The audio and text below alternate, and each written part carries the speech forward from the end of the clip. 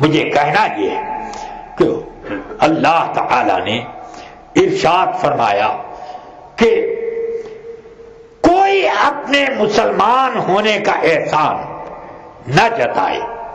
قل لا تمنوا علی اسلامکم، اے پیارے محبوب آپ لوگوں کو کہہ دیجئے، فرما دیجئے سب سے کہ لوگوں اپنے مسلمان ہونے کا احسان میرے اوپر مت جتاؤ.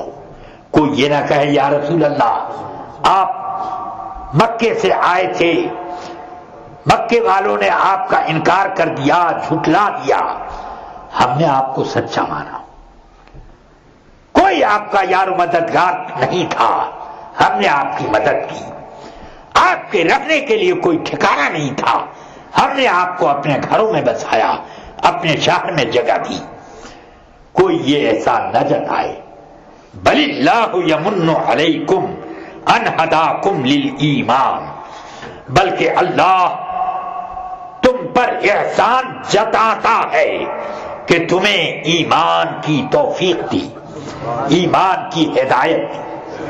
یعنی اللہ نے اپنے رسول کو بھیج کر یہ سب دیا. چنانچہ میرے آقا نے فرمایا خود جب جعرانہ کا مال غنیمت تقسیم فرما رہے تھے، الم تکونوا ضلالا فہداکم اللہ بی، تم سب کے سب گمراہ تھے، میں آیا تو اللہ نے میرے ذریعے سے تم کو ہدایت پہنچائی. الم تکونوا اعداء فیما بینکم فالف اللہ بی بین قلوبکم، تم سب آپس میں ایک دوسرے کے دشمن تھے، اور اوس اور خزرج میں ایسی لڑائی ہوتی تھی کہ ان دونوں خاندانوں میں ایک لڑائی 70 سال تک چلی، ایک لڑائی 50 سال تک چلی، ایسی لمبی لمبی لڑائی.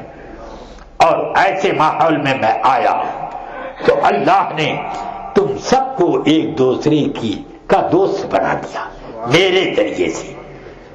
کنتم عالۃ فاغناکم اللہ بی، تم سب کے سب محتاج، کنگال، فقیر تھے، مجھے اللہ نے بھیجا اور میرے ذریعے سے تم سب کو مالدار بنا دیا.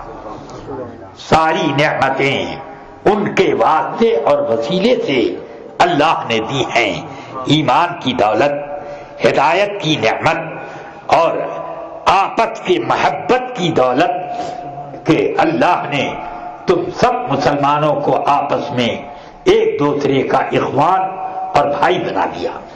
اللہ نے اسی طرح سے ہم محتاجوں کو دولت عطا کی، غنی بنایا، دوسرے کا محتاج نہیں رکھا ہے کہ ہم ان سے روٹی مانگیں تب گزر بسر ہو، کپڑے مانگیں ورنہ ننگے پڑے رہیں، مکان اور مانگیں تب اسی بھیک پر ہمیں کوئی سایہ ملے، اس کے محتاج نہیں.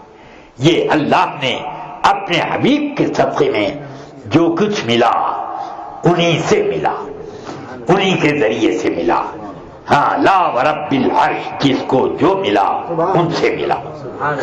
بڑھتی ہے کونین میں نعمت رسول اللہ کی، اس لیے رفیقان ملت اس کی قدر کرو، حفاظت کرو.